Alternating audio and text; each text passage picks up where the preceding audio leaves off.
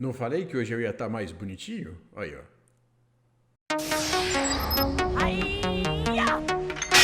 Salve telanautas! Heitor Teixeira de volta em toda a sua glória. Que pelo menos eu acho que tenho, para falar de novo com vocês a respeito de um dos assuntos que a gente mais ama nessa vida, que é falar de Star Trek, bom e velho Jornada nas Estrelas, já que a gente teve o retorno de Star Trek Strange New Worlds, na sua segunda temporada com seu primeiro episódio, O Círculo Quebrado, em inglês The Broken Circle. O que será que eles querem dizer com esse título? Vamos dar uma olhada. Antes da gente se aprofundar no assunto, tem algumas coisas que eu quero esclarecer rapidamente para a gente conseguir lidar bem com este review de uma forma que todo mundo lucre e ninguém saia ferido com spoilers. Porque aqui no começo eu vou fazer comentários mais genéricos, livres de qualquer coisa que possa estragar a sua experiência, destruir as surpresas ao longo do caminho, falando só realmente do que eu achei do episódio de uma forma bastante geral. Então eu tomei nota de alguns pontos e vamos a eles. Temos então alguns pontos fortes e entre eles eu acho que vale destacar que a escolha do tema do episódio foi muito bacana, muito bem colocada. Dá pano pra manga e tem toda a cara que a gente está acostumado a ver Star Trek explorando, com coisas que você pode colocar numa mesa para o pessoal dizer o que acha e o papo rende de fato, porque é um assunto denso, um assunto que a gente vê paralelos na vida real, já que a ficção científica de Star Trek, boa parte das vezes, funciona como uma espécie de cama para você deitar outros assuntos do mundo lá fora, de uma forma muito mais contemporânea do que necessariamente jogando tecnologia no talo e colocando palavras que seriam da boca de talvez alguns políticos ou personalidades de hoje em dia, daqui do nosso mundo, muito palpável, muito próximo, que você vê quando abre a janela, na boca de talvez alguns alienígenas ou personagens que tenham características que vai fazer com que fique muito mais fácil você encarar aquilo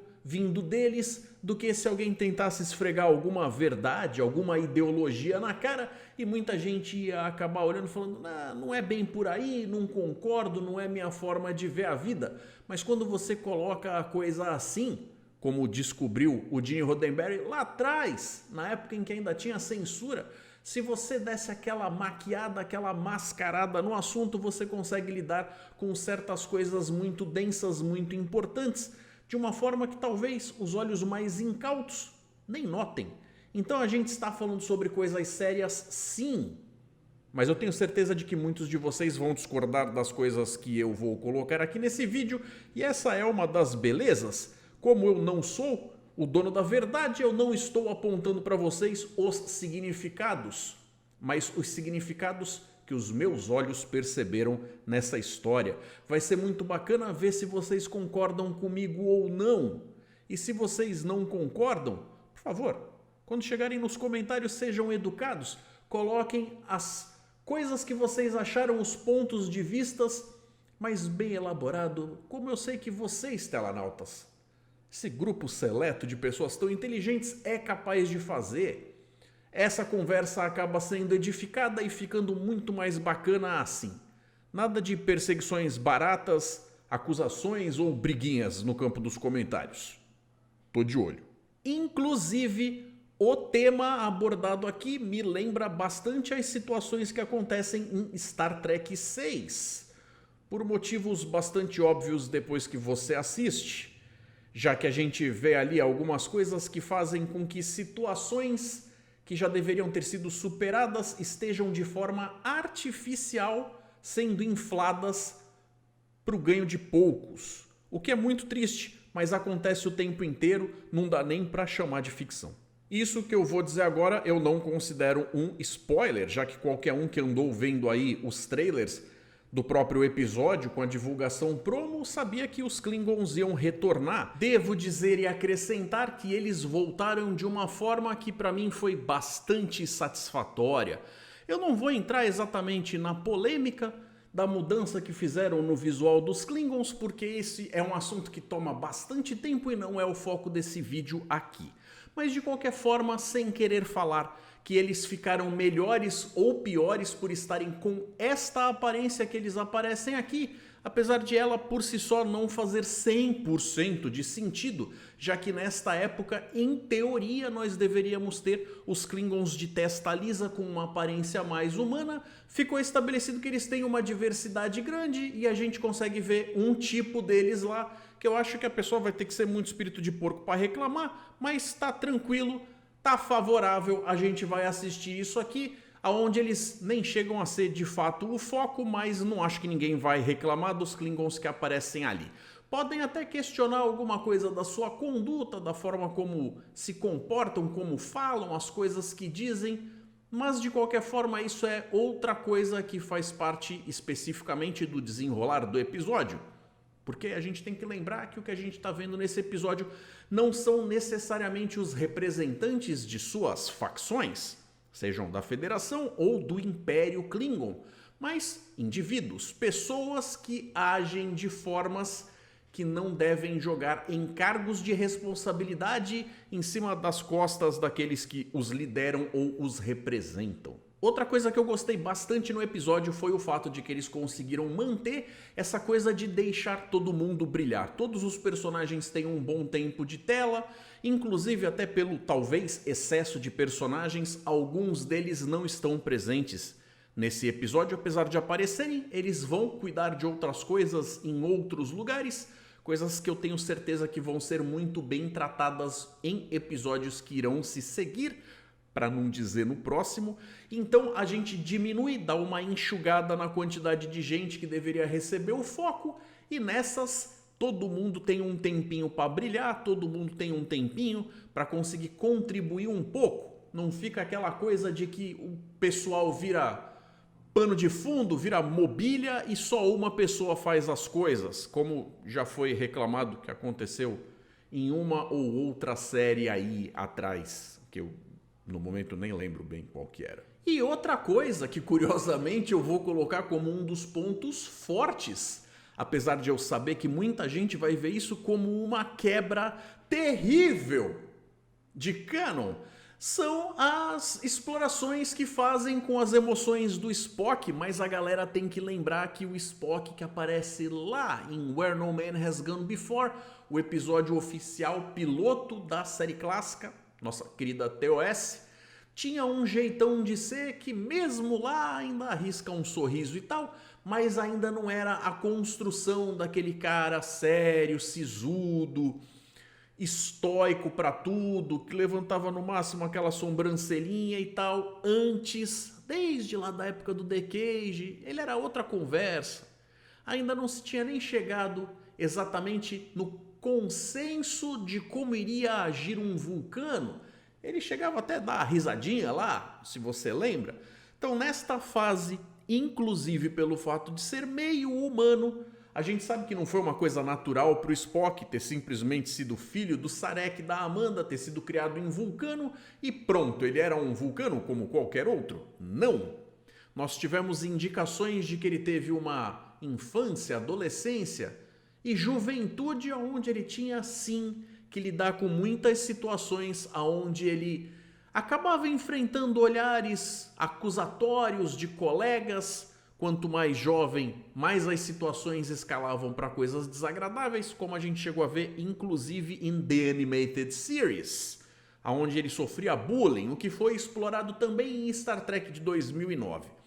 Então aqui o que eles estão fazendo é seguir mais ou menos nessa toada, fazendo com que ele esteja buscando esse negócio de se centrar, de ficar mais zen, de conseguir lidar com as emoções, mas enquanto ele ainda não está lá, já que resolveram seguir por esse caminho e é o que eles estão fazendo, pelo menos eu vou falar que estão fazendo direitinho. Eu gostei do que vi e achei que o ator mandou bem no que pediram para ele entregar. Falando do contraponto cômico, existem certos momentos em que eles trazem alguma leveza para esse roteiro, já que o tema é por si só bastante pesado. Se você fosse tratar esse tema sem colocar essas coisas para poder puxar a galera de volta, poder trazer a galera com um pouco mais de humor ou deixar a coisa num ritmo mais palatável, essa história podia seguir por um caminho bastante sinistro, porque na verdade ela fala sobre coisas que podem ser retratadas de forma bastante pesada. Então a gente tem inclusive o Spock tentando ensaiar a sua frase de partida, que eu não sei se funcionou para você, se você de repente ficou com vergonha alheia, mas de certa forma essa até era a intenção da cena. Ela aparece ali num determinado momento, também está no trailer, não considero como um spoiler, mas é o tipo de coisa, e eu estou usando esse exemplo só para mais ou menos aqui a gente conseguir entender do que eu estou falando, que em outros momentos acabam acontecendo coisas que têm intenções similares, tentam alcançar basicamente os mesmos objetivos e resultados que essa cena aqui. Agora, para não dizer que tudo foram flores e que eu achei o episódio perfeito, ele também teve lá seus pontos fracos. E uma das coisas que eu deveria dizer, e vou lembrar vocês de que esta série é anunciada como sendo um prequel da série clássica, então ela deveria respeitar as coisas que vêm depois. Não é que eles não façam isso, é que eles flertam perigosamente com certos momentos onde a gente pode acabar desengajando com esse negócio de achar que a continuidade é 100% a mesma. Quem me acompanha há tempos aqui no canal sabe que eu sempre falo do tal vídeo das teorias de que esse universo está sendo reescrito.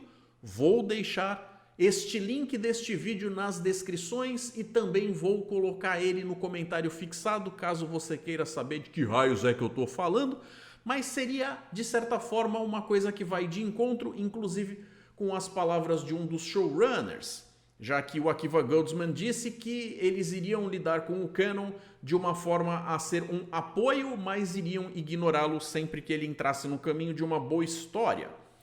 E aí fica aquela pergunta, será que o que eles fizeram nesse episódio de fato respeita o resto do canon de um jeito que a gente consiga conviver numa boa, ou os fãs mais xiitas, mais cricas, mais pentelhos, que cobram mais das coisas, vão olhar e falar, tem nada a ver isso aí, não gostei, não foi bom. Outra coisa que eu me lembro bem na época em que eu estava fazendo certos reviews de Discovery e a galera falava sobre aparentar estar crescendo um lado mais sombrio na Federação, isso também foi visto ali nas primeiras temporadas de Picard, quase como se fosse uma tendência, e se Star Trek é um reflexo dos nossos tempos, talvez fosse aí a consequência da gente estar vendo uma época onde está difícil botar fé na humanidade, mas de qualquer forma, esta não é a proposta original da franquia, já que ela foi construída, concebida para ser uma utopia.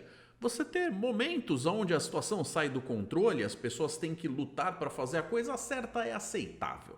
Mas você vê pessoas que foram basicamente criadas em um ambiente que pode-se dizer de paraíso, onde todo mundo tem tudo em abundância, fartura, acesso à informação, não passa fome, tem saúde, tem segurança, tem educação, a capacidade de crescer profissionalmente e se destacar, recebendo de fato condecorações sociais por tudo o que faz e não simplesmente para cumprir uma tabela, como se fosse a estrelinha que você ganha por trabalhar há tanto tempo numa determinada firma, já que as coisas se construíram de uma forma em que o ser humano está tentando ser o melhor ser, a melhor criatura, o melhor indivíduo que consegue, o que é inclusive dito lá no começo da Nova Geração, num episódio onde eles encontram uma galera que tinha ficado em criogenia, que acabou sobrando lá do século 20, 21, quando encontram ali as novidades do século 24, ainda acabam ficando com uma série de dúvidas, acabam olhando tudo aquilo como se fosse tudo muito novo, um conceito muito diferentão, porque eles estavam acostumados a acumular fortuna, fama e uma série de coisas por motivos muito mais egoístas, e aí começa a ser apresentado o outro lado da moeda.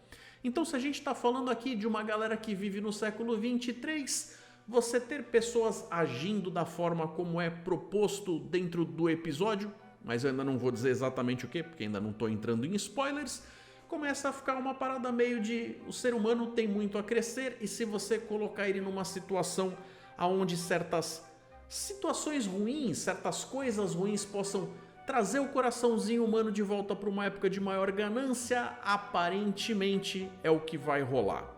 Isso não está necessariamente errado, eu sei que muito provavelmente é o que aconteceria em qualquer situação, mas, como eu disse, estamos falando de uma utopia e eu queria acreditar que o ser humano um dia vai largar a mão de ser besta e vai conseguir fazer as coisas sem pensar de forma tão mesquinha. E por último, um comentário a respeito da reutilização dos sets.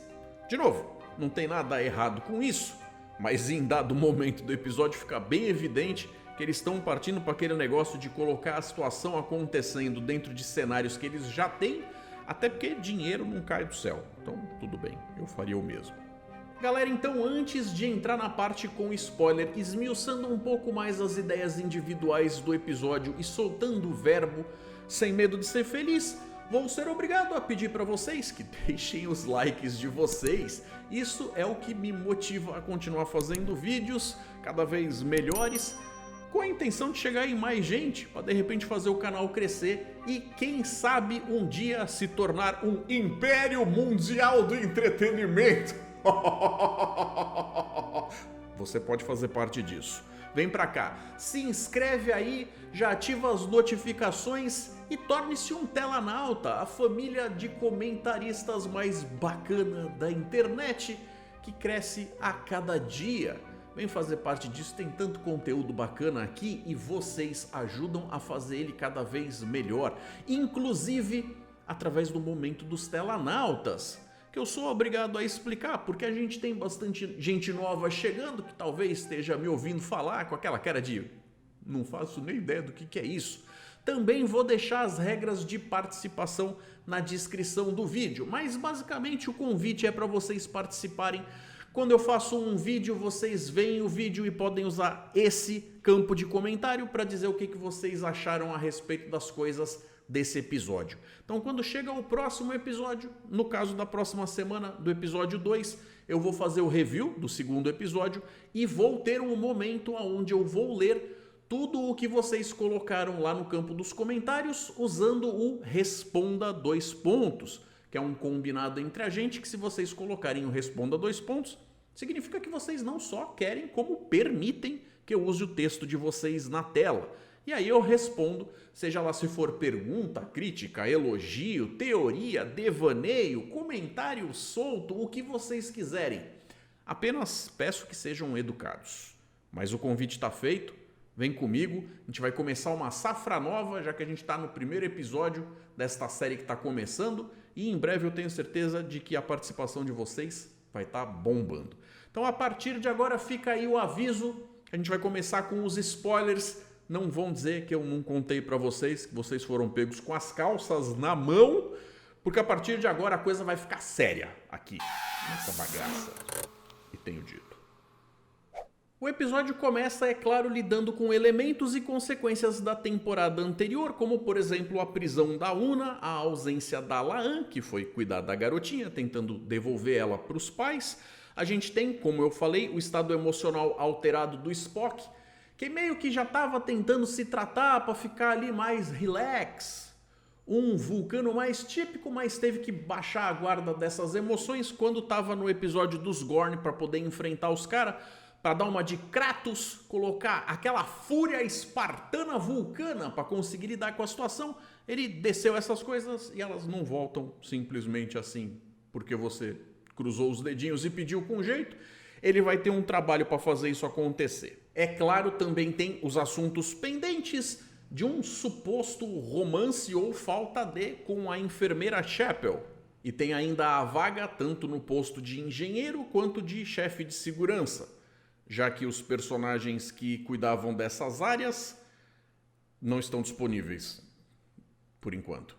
Então, como eu já falei que isso aqui era a parte com spoilers, não vou ter medo e vou falar mesmo na cara dura. A Enterprise está lá, estacionada na doca, inclusive do lado de fora, já que essa doca, apesar de ser a doca espacial 01, que fica em torno da Terra, ela ainda não é aquela que a gente veio a conhecer lá em Star Trek 3, é diferentona. A gente até já tinha visto ela nesta mesma série, mas estamos lá com a Enterprise do lado de fora, passando por uma série de reviews, tomando conta das coisas ali para ver se tá tudo bem, quando de repente a Uhura acaba recebendo uma mensagem da Laan, que parece ser bastante urgente e pede ajuda. Então, qual acaba sendo o plano? Eles roubarem a Enterprise para ir lá salvar a amiga.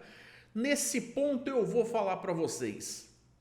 Eu gostei do pra que eles querem roubar a Enterprise, porque como eu disse lá no começo do vídeo, o tema ficou muito bacana, mas o fato de roubar a Enterprise num ponto da história desses, no primeiro episódio da segunda temporada, na circunstância que foi, eu ainda tô digerindo, pra ser franco mesmo, de verdade. Lembrando que lá na série Discovery, da qual Strange New Worlds é filhote, a gente tinha visto o começo da Guerra Klingon-Federação, que a gente não chegou a acompanhar assim com gosto, a gente não viu a guerra em si, e a gente acaba escutando uma coisinha aqui, uma coisinha ali. E esse episódio a gente vai ver bastante dessas coisinhas, pessoas que passaram por aquela situação e tem algo a dizer, algo a acrescentar sobre o que viveram naquela época que a gente não viu. De qualquer forma, quando acabou a guerra e se chegou numa espécie de tratado delicado ali, uma coisa tênue para poder fazer com que essas galeras, esses impérios, essas grandes forças espaciais se mantivessem em paz, temos lá um determinado planeta. Eles fazem turnos de 30 dias minerando esse planeta, cada um chega lá, tem a sua chance de trabalhar, de fazer as coisas acontecerem e tal. Então é óbvio, se uma galera começar a dar uma muito de danadinha enquanto é o turno do outro, vai ficar esquisito, vai ficar estranho e provavelmente as coisas vão ferver, o que não é interessante para ninguém. Ou será que é? Entra então a personagem da atriz comediante Carol Kane, que é a engenheira Pelia, que é uma figura. Ela tem um jeitão de ser que, na verdade, é sempre o jeitão dessa atriz em praticamente tudo que ela faz, mas acaba encaixando bastante bem aqui, até porque a gente descobre que ela nem humana é. Mas a gente fala sobre isso um pouquinho mais pra lá. Mas já que a ideia é roubar a Enterprise, independente de se você concorda com os motivos ou não, com a forma de se fazer isso ou não, se não fosse por ela, se não fosse pela ajuda pontual dessa personagem, eles não tinham roubado, era nada. Então ela acaba dando as informações necessárias e é lá no final do episódio que a gente descobre o porquê que ela aceitou e quis ajudar. Curioso. E é aí que o Spock, sentado na cadeira de comando, tem a chance de soltar a maravilhosa frase dele. I would like the ship to go. Now. Chegando no tal do planeta, a gente vê que a Laan está numa espécie de competição de bebedeira, se impondo em cima da fauna local ali, o que faz com que ela consiga transitar de um lado para o outro, talvez com mais facilidade, até por ela se impor de uma forma um pouco mais forte ali e tal, sem levar muito desaforo para casa, exercendo uma coisa de não se colocando como sendo uma pessoa necessariamente boa, ficando ali naquela escala de cinza, o que é muito comum em histórias de espionagem. Como eu tinha dito, estamos aí vendo os Klingons com um visual mais clássico. Há quem possa também vir e soltar de que, mas não existe um jeito certo de fazer os Klingons, já que a maquiagem deles muda tanto, mesmo dentro de produções das mesmas séries, de uma temporada para outra, de um grupo para outro e tal, o que eu até concordo. Sendo que, se tivermos aí profissionais da área de biologia, eles vão poder explicar melhor que às vezes uma diferença de uma coisinha num osso, num dedo, num crânio, numa coisinha qualquer, já faz com que um ser mude de espécie, ou pelo menos de raça. Então assim, não vou saber explicar isso com um grande domínio, mas o que a gente vê lá é que eles já colocam essas coisas todas nas contas do papo de que existem muitas casas Klingons e que a gente vai ver uma mistureba e tal, o que por mim podiam ter misturado ainda mais, que já fazia logo ficar confortável esse negócio de que se acostuma aí, meu filho, é tudo Klingon, porque tem gente que até hoje ainda tá dormindo mal com isso. Então, o tal do círculo quebrado, que é a tal da patota que acaba tomando conta aqui, que está sujeita ali ao sindicato de mineração, depois que foi feito o acordo, quando a galera tem os turnos, durante 30 dias minera a Federação, durante outros 30 dias são os Klingons e tal. Essa galera passou a ganhar muito dinheiro na época em que a guerra estava bombando e eles não estão interessados em ver paz fazendo com que os negócios caiam. Na verdade, eu achei um tremendo negócio de Ferengi. Então, por mais que as coisas aqui lembrem muito esse modus operandi aí dos Ferengis e tal, a gente ainda acaba tendo aquilo que eu estava falando lá atrás, sobre o papo de você ter personagens que foram basicamente criados dentro da utopia, dentro de um lugar paradisíaco onde não falta nada, estando interessados em lucro ao custo de milhões de vidas. Milhões é citado esse número, para você ver. É o tipo da coisa que você está assistindo e você vê que o episódio, por mais que trate as coisas com uma certa leveza, para poder fazer com que a história se mova para frente sem ficar entruncando ali, virando um drama, é pesado. É um assunto pesado. Tentando investigar um pouco mais a respeito dos métodos que vão ser usados para fazer esse gatilho acontecer, de jogar um contra o outro, para que a guerra volte a acontecer, a La'an vai lá participar de uma negociação de armas. É óbvio que ela não está interessada em entregar armas da Federação para Klingons. Ela está fazendo aquilo porque ela está entregando o mínimo para conseguir o máximo de informações. A Chapel e o Mabenga também vão para outro lado, encontrar lá com a família da garotinha, que também estão feridos e tal, aquele negócio todo, quando acabam sendo, por serem médicos, levados para outro setor, já que eles podem ajudar. Como eu ia falando, duas coisas que me lembram bastante os temas usados e escolhidos aqui para eles desenrolarem essa história vejam vocês, tanto todas aquelas histórias a respeito de estresse pós-traumático que a gente vê em tantos filmes de guerra com personagens veteranos voltando para casa, e um deles que mais me salta à mente, que você pode até dizer que eu estou viajando, mas de qualquer forma ainda é o que me passa pela cabeça como sendo a conexão mais direta, é Rambo 1.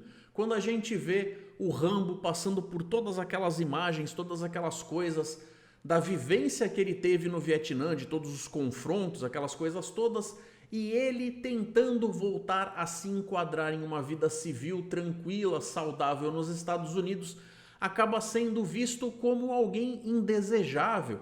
Ele é um cara meio simplório, um cara que não se enquadra, tem um jeitão meio andrajoso, que talvez o policial daquela cidade veja ele como sendo alguém que é indesejável ali e tal, o que demonstra muito pouca gratidão por todo o tempo de serviço do cara, e é justamente sobre isso que eu vejo os pontos que são colocados dentro da trama desse episódio aqui. A gente vê que tantos personagens acabam falando do tempo da guerra, das coisas que aprenderam, alguns lidaram de forma melhor, escondem melhor ou conseguiram passar melhor por esses traumas. O doutor deixa claro que aquela época mexeu muito com ele, inclusive o que ele vai ser obrigado a fazer na cena que se segue quando ele está junto com a Chapel, mostra que ele sabe que para conseguir passar por aquela situação ele vai ter que fazer algo que tem um alto preço, se não necessariamente do ponto de vista físico, pelo menos do ponto de vista psicológico e moral. Nessa altura do campeonato está bem claro que os caras interessados em fazer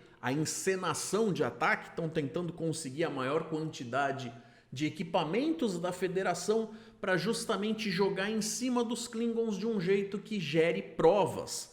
E aí a gente entra na segunda coisa, daquelas que me lembram os temas usados para se fazer um episódio desses aqui. Eu tinha citado o Rambo e agora eu vou citar não necessariamente um filme, mas várias teorias de conspiração a respeito, por exemplo, do 11 de setembro, onde muita gente acredita que foi um trabalho interno do governo americano para poder motivar toda a população a estar atrás, dando suporte às medidas que eles iam tomar. A gente tem que lembrar também do seguinte, eu não quero transformar esse vídeo exatamente numa coisa política ou politizada, mas como eu falei, o tema do episódio acaba levando por um caminho assim, então seria injusto da minha parte não comentar. Como foi dito por um presidente americano há muito tempo chamado Eisenhower, eles deveriam tomar muito cuidado para não fazer com que o crescimento da parte bélica o crescimento da dependência deles em toda a indústria militar se tornasse um estorvo para o crescimento da nação, o que de certa forma acabou se tornando, porque temos uma parcela tão grande da população americana dependendo financeiramente de tudo o que acontece em relação ao exército e todas as subsidiárias, desde a galera que vende as latinhas de feijão enlatado para se colocar na ração dos soldados, os aparatos médicos, os veículos, os combustíveis, os uniformes, a indústria têxtil, tudo o que faz com que seja possível você ter um exército com aquele poderio bélico, com aquele tamanho, acaba fazendo com que eles precisem de tempos em tempos estar enfiados em algum tipo de guerra, o que é muito triste e envolve muita mentira para a população, porque afinal de contas, as pessoas médias não iriam dar suporte para esse tipo de coisa se elas não fossem iludidas para achar que tem sim um bom motivo para você enfiar o dedo em tudo quanto é causa de países distantes. Muitas delas são tão alienadas que não conseguem nem perceber que essas coisas estão de fato acontecendo. Então assim, essa foi a minha visão a respeito da escolha do como foi montado o assunto para ser trazido aqui e um dos motivos pelos quais eu citei que eu achei um episódio tão pesado. Para não dizer outras coisas, não usar outros termos, vou dizer pesado. O que vocês acham? Vocês concordam com essa minha visão a respeito das coisas? Vocês acham que eu estou 100% viajando na maionese? Contem para mim, eu acho que vai ser muito saudável a gente desenvolver essa conversa. Como eu falei, para ter chances de mandar uma mensagem para a Enterprise avisando das coisas que eles descobriram, eles deveriam ter acesso, o M'Benga e a Chapel, a um transponder que fica em um dos andares dessa nave onde eles estão dentro. Nave, a gente também já vai falar sobre isso.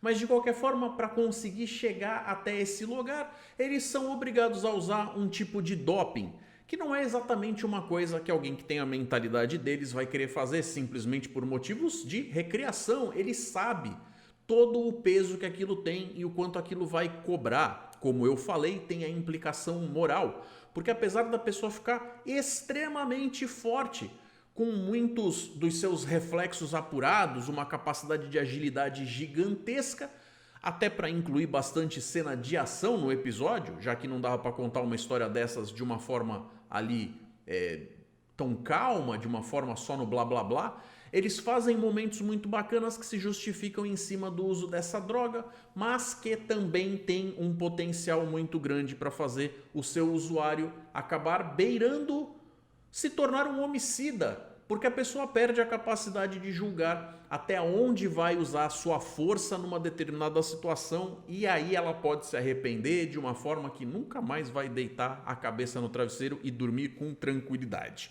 Porque até onde colocaram, a pessoa não perde a memória depois que usa, sabe exatamente tudo o que fez. Como não é o caso deles, inclusive para o médico que fez um juramento de Hipócrates, não fará mal, é óbvio que ele não vai querer usar um negócio desse para sair distribuindo porrada de forma farta em todo mundo e achar que está tudo bem com isso. Afinal é Star Trek, né, galera? Sem falar também que o efeito dessa droga passa de forma até bastante acelerada. Então é aquele negócio, o cara que vai usar, antes de tentar, tem que fazer um cálculo mental para ver se realmente vale a pena. Porque de repente ele mete o pé na jaca, faz umas porcaria do qual ele vai se arrepender para sempre e nem alcança o objetivo. Lá fora, então, a gente vê chegando um cruzador de batalha Klingon. E veja você, ele tem cara de cruzador de batalha Klingon. Ao contrário de outros modelos de naves que talvez tenham se inspirados em coisas mais góticas e que podiam até ser bonitinhos, bem feitinhos e tal, mas tinham cara de qualquer coisa, menos de nave Klingon. Discovery, tô falando contigo mesmo. A La'an chega a entrar em contato para poder avisar que não teve lá grandes progressos com as coisas que descobriu, mas que também está dando falta do doutor e da enfermeira, já que não conseguiu descobrir o paradeiro deles.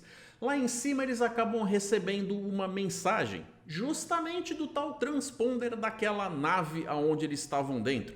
Lembra que eu falei nave? Então vamos falar sobre isso. Sim, é uma nave, tem toda a cara de ser da Federação, da Frota Estelar, mas basicamente ela foi feita de Lego. Eles não se aprofundam muito no como conseguiram aquilo, mas dá a entender, pelo menos seria a forma como eu explicaria aquilo. Se vocês pensaram diferente, Também estou curioso para saber a opinião de vocês. Da guerra deve ter sobrado um monte de partes soltas de nave que eles devem ter dado um jeito de juntar um pouco daqui, um pouco dali. Juntaram tudo para fazer algo que, de forma meio com cara de Frankenstein, se parece uma nave. E o tal do transponder solta um sinal dizendo que ela é uma nave classe Crossfield. Eu acho, segundo diz a navegadora da própria Enterprise. O que não faz o menor sentido, porque se vocês se lembrarem bem, uma nave da classe Crossfield seria igual à própria Discovery ou a sua irmã gêmea, a Glenn. O que ela estaria fazendo aí de uma forma a não ser bem reconhecida? A seção disco tem aquela coisa da separação, a gente consegue ver que tem um sulco no meio do setor do disco ali e tal. Foi retirada de alguma nave que tinha mais ou menos aquela proposta, aquele jeitão de ser. E eles montaram o resto para conseguir fazer o tal do ataque. Lá dentro daquele transponder, uma coisa que também é clássica nas cenas que envolvem Technobabble. Dessa vez foi um jeitinho que o médico conseguiu dar de fazer uma encriptação ali de uma mensagem que vai junto com aquilo que já vai normalmente, fazendo com que ela tremule. Tremule de um jeito bastante específico, o que eles chamam de código Morse 2, que muito honestamente eu nunca tinha ouvido falar, acho que eles só estão usando aqui para Star Trek mesmo, mas de qualquer forma transmite uma mensagem dizendo: destrua essa nave, Enterprise. Aqui, ó, mata nós. Já que ele não tinha como fazer uma frase gigantesca explicando tudo, fica bem evidente que aquela nave, que não dá nem para entender o que aquele registro confuso ali está querendo dizer, vai ser mais do que o suficiente para, se caso ela atacar o tal cruzador Klingon que está lá fora, tá montado aí o cenário para voltarem a ter guerra para tudo quanto é lado e vender de lítio para todo esse povo com um preço inflacionado. O que é ruim para muitos, bom para poucos, infelizmente. O Spock acaba de fato deduzindo que esse é o plano, que essa é a intenção, que foram os dois, o médico e a enfermeira, que arranjaram um jeito de mandar essa informação, estando dispostos a sacrificarem a si mesmos, porque eles sabem que a guerra a voltar não é lucro para ninguém. Então, mesmo que eles tenham que ser abatidos dentro daquela nave, para ele está saindo barato, para ele está saindo ok. E posso falar, gosto quando o Spock aparece fazendo coisas que fazem com que ele pareça, transpareça e nos inspire com a sua inteligência, ao contrário de outras cenas que ele já fez anteriormente, mostrando alguns comentários que, muito honestamente, o personagem podia ter ficado sem, sendo colocado com algumas condições médicas que nunca tinham sido ditas antes na franquia. Não vou dizer diminuindo, mas alterando esse personagem para ser muito menos do que perfeito. Outra coisa bastante tensa é que a Enterprise vai ter que conseguir arranjar um jeito de destruir esta nave, ou faz de conta que é uma nave da Federação, sem que o cruzador Klingon os veja. Porque no fim das contas, explicar que focinho de porco não é tomada vai dar um trabalhão. Então a ideia é fazer isso o mais rápido e afastado possível. Mas como? A situação é complicada. Outra coisa que também, para quem viu os trailers, pode ter aí imaginado que a Chapel ia fazer um esquema de passar o rodo na galera. Talvez ela até faça, mas não foi nesse episódio aqui. Aquela cena que ela tá agarradinha com o doutor não tem nada de romântico, não tem nada de sexual. É só um momento ali onde eles estão de fato quase encarando a possibilidade de morrerem.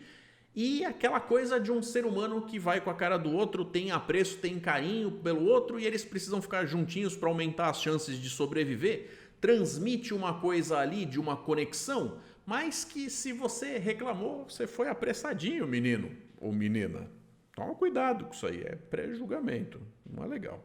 E como eu ia falando a respeito do Spock tendo lidar com toda aquela chuva de emoções, ele toma a decisão de destruir a tal nave. Quando ele manda disparar os torpedos, a gente pode ver os olhos mareados ali, todo molhadinhos do Ethan Peck, que fez aquela decisão ser uma coisa que teve um peso que vai contra a essência do ser desse personagem, mas que ele sabe com o seu lado lógico que era a coisa certa a se fazer.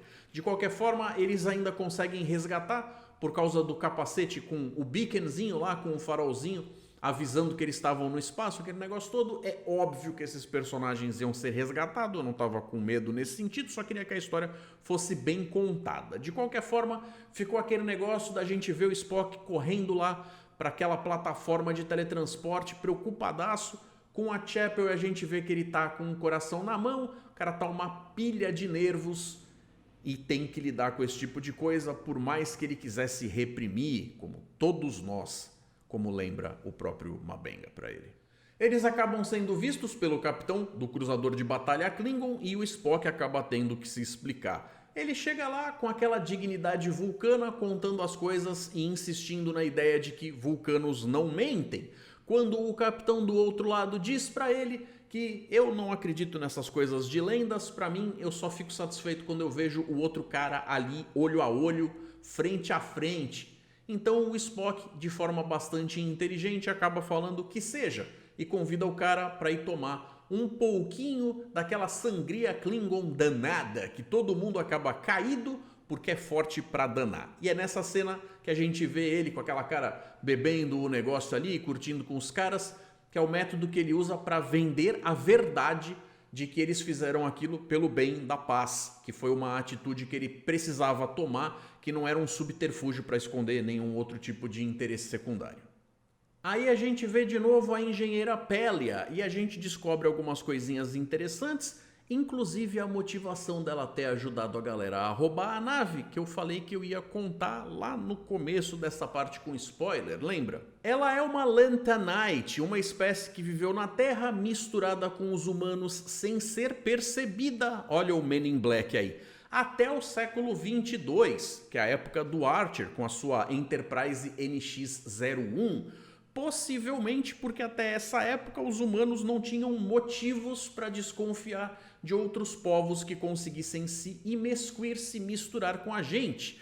E talvez a partir do momento em que eles começaram a viajar e visitar as estrelas, começaram a descobrir certas coisas que lhes possibilitaram descobrir que tinha gente morando de inquilino, misturado com a gente, sem necessariamente pagar aluguel para o planeta. Ela conhece a mãe do Spock e, aparentemente, o motivo dela ter ajudado não é o fato de que, por ela ser praticamente imortal, segundo ela, não sei exatamente o que isso significa, se é só uma longevidade bastante interessante ou se é imortalidade de fato, mas aparentemente a motivação principal era um pouco menos filosófica do que o Spock tenta arriscar e muito mais pelo simples motivo de que ela não queria ficar entediada. É claro, o Spock tem que se explicar para mais gente, dessa vez para o almirante April. Tá certo que ele mandou bem, fez a coisa certa e acabou sendo de utilidade nos planos do próprio almirante, que sabe que tem outras coisas acontecendo ali na esquina, no horizonte, que vão fazer com que esta dor de cabeça a menos não acontecer, é vantagem e tal. Mas de qualquer forma, o que eu falei lá no começo do vídeo sobre talvez a história aqui ter sido uma história com um tema bacana, mas que escolheu de uma forma menos interessante o lugar onde ela está em relação a prequel, é porque a gente tem na série clássica um episódio chamado O Primeiro Comando, onde o Spock passa por toda a pressão de estar no comando pela primeira vez lá de um time avançado. Aqui eles já fizeram ele passar por algo muito mais significativo e passar de boa, já que praticamente não tem consequência nenhuma, o que para uma situação dessas era para no mínimo dar aí uma corte marcial. Então eu tenho esses dois lados, um lado que gostou do assunto, que acha que ele é relevante e precisa sim ser conversado, mas outras pisadas na bola do roteiro que eu acho que eles deram uma minimizada em certas coisas que me pareceram decisões bastante infantis que eu preferia que eles não tivessem tomado. Uma pena. Nós tivemos então as coisas que aconteceram nesse episódio se inspirando em muitos dos ganchos que foram deixados da temporada anterior e com certeza estamos deixando alguns para os próximos episódios. As tramas que vão envolver, por exemplo, o julgamento da Una e confrontos com os Gorn já estão bastante evidentes que estão para chegar. De qualquer forma, o episódio não acaba sem uma tela de homenagem para a partida da Nichelle Nichols, a nossa eterna Uhura. Acho que cobri todos os pontos mais relevantes que eu creio que precisavam ser falados. Tirei tudo do coraçãozinho e estou compartilhando com vocês. Quero saber o que vocês acham de todas essas coisas. Então, de novo, conto com a participação de vocês. no momento dos telanautas usando o Responda 2 pontos. Na semana que vem, os comentários que estiverem neste vídeo vão aparecer na tela e a gente retoma o jeitão de sempre de fazer as coisas. Não se esqueçam, o canal tá tentando crescer o tempo inteiro, precisa da ajuda de vocês e quem sabe não brotem aí algumas novidades em breve. Fiquem de olho, venham pra cá, inscrevam-se e obrigado pela audiência de vocês, público lindo. Até a próxima. Valeu, galera, um forte abraço e até mais.